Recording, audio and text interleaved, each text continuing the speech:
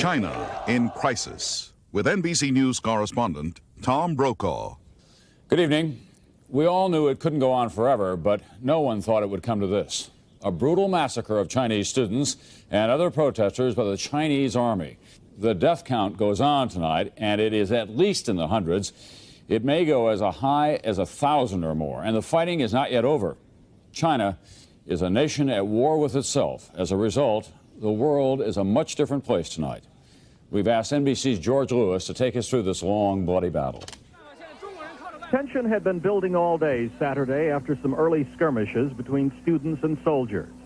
Anticipating a major attack, crowds began heading toward Tiananmen Square to reinforce the students who had been sitting there for 3 weeks.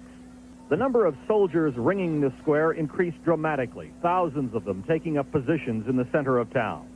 Some of the demonstrators showed off the scars and bruises they had received in early encounters with the troops. This young man said that his face had been slashed by a soldier using the edge of his helmet as a weapon.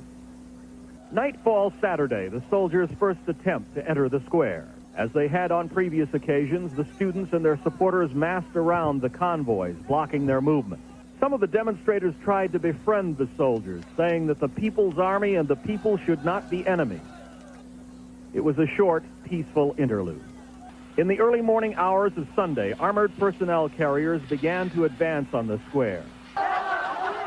The crowd quickly turned into an angry mob, attacking the armored vehicles with rocks, pipes, and Molotov cocktails. Soldiers trying to flee the vehicle were clubbed. The Army later claimed that the entire crew had been killed. There was a volley of tear gas. Then, without warning, the Army opened up with bullets, firing indiscriminately at the crowd.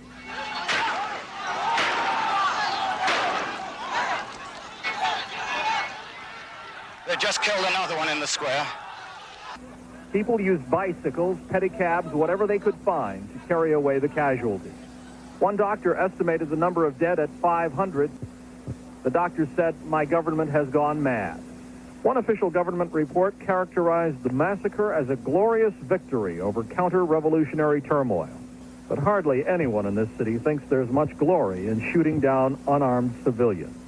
George Lewis, NBC News, Beijing. Hey, NBC News viewers, thanks for checking out our YouTube channel. Subscribe by clicking on that button down here and click on any of the videos over here to watch the latest interviews, show highlights, and digital exclusives. Thanks for watching.